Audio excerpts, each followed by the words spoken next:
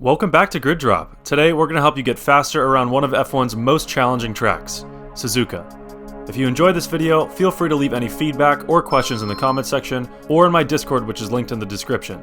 That being said, let's get right into it. This video will be broken down into 5 sections: car setup, Sector 1, Sector 2, Sector 3, and finally a full lap. These sections are all equally important, so stay tuned to the end of the video if you really want to improve. So here's the setup I run in Japan. Feel free to pause the video and screenshot this if you want to try out this setup on your own.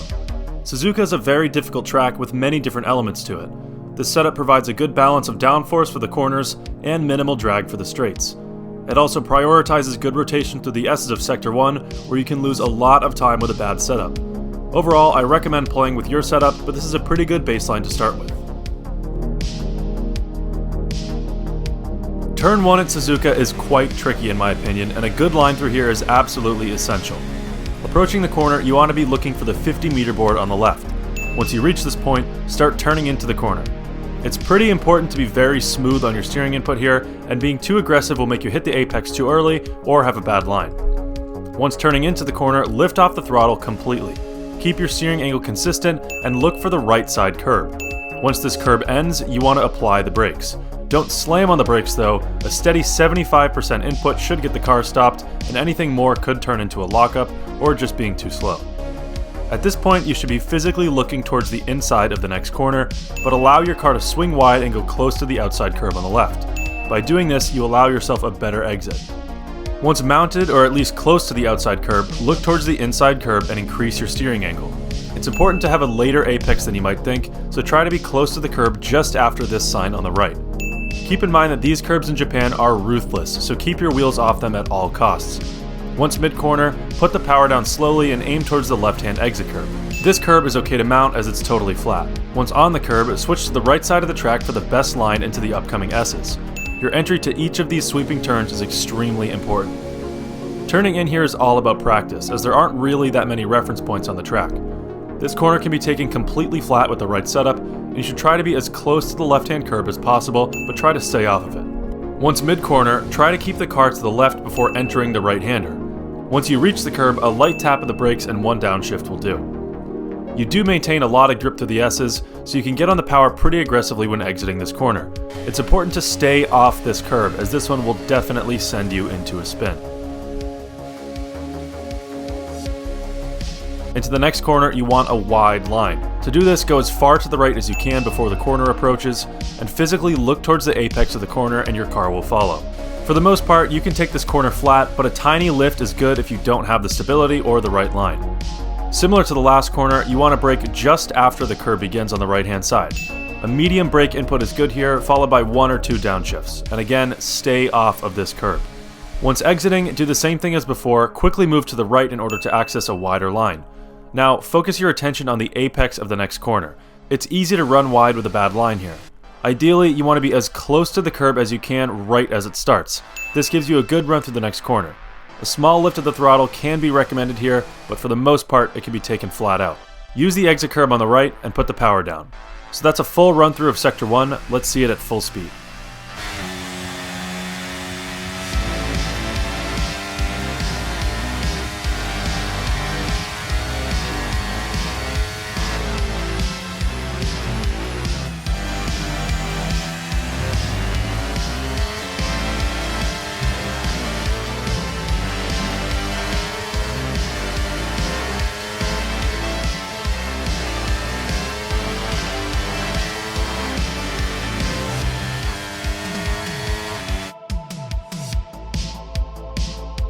Sector 2 is much easier than Sector 1, but it still has its challenges.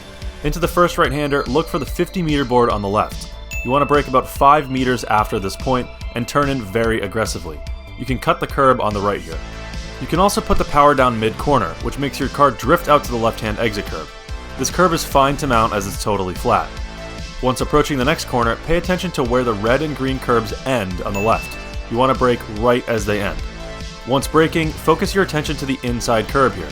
You should be downshifting about 2 times and aim your front right for the curb. The exit of this corner is very narrow, so you want to minimize the potential of running off the track.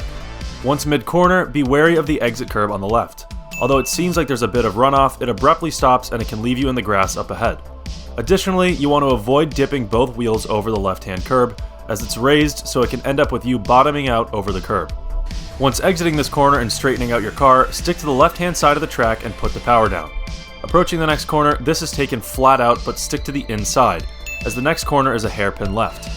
Once you reach this point, focus on when your car is straight and then slam on the brakes. It's easy to go too deep here, so the best way to brake is by doing so as soon as you can. This corner is pretty simple, just trail braking and aiming for an outside, inside, outside line. On exit, be careful putting the power down, as this is one of the only corners on the lap that doesn't let you maintain grip through the corner. Once exiting, you're approaching two right-handers. These are taken flat out. Stick to the inside of this first corner and then let the car naturally widen out. Once around the middle of the track, you want to tighten up to the inside again at this curve. Now you're approaching a double left. You want to brake about halfway between the 50-meter board and the corner, so around 25 meters. Once braking, you should be turning in immediately. Aim to get close to the left-hand curb, but the real goal is to use the right-hand curb on exit. A few downshifts are necessary here, as a quick stomp on the brakes is ideal. Once mid-corner, aim for that exit curb on the right.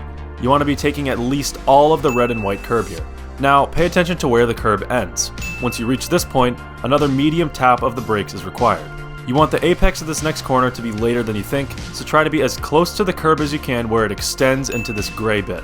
On exit, slam the throttle down and head onto the straight. You can use this exit curb as well. So that's a breakdown of Sector 2, let's see it at full speed.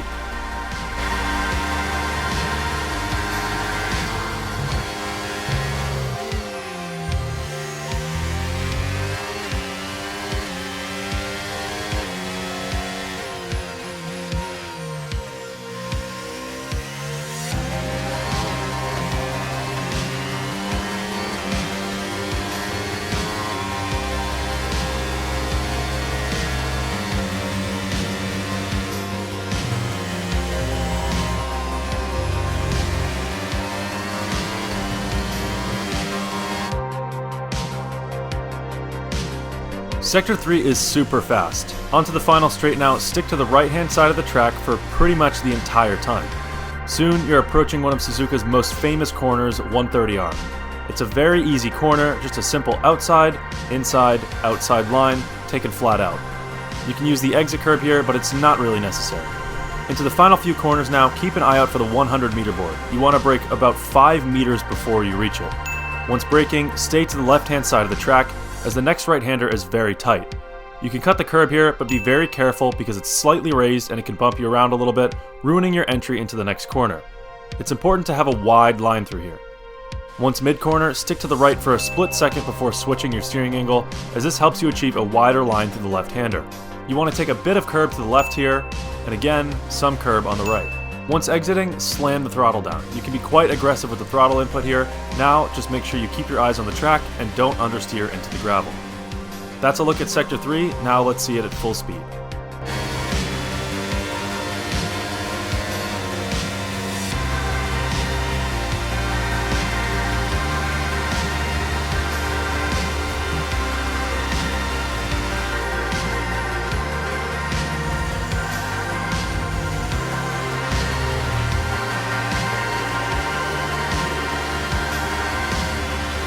So we've seen all the sectors one by one, now let's put them all together for a full lap.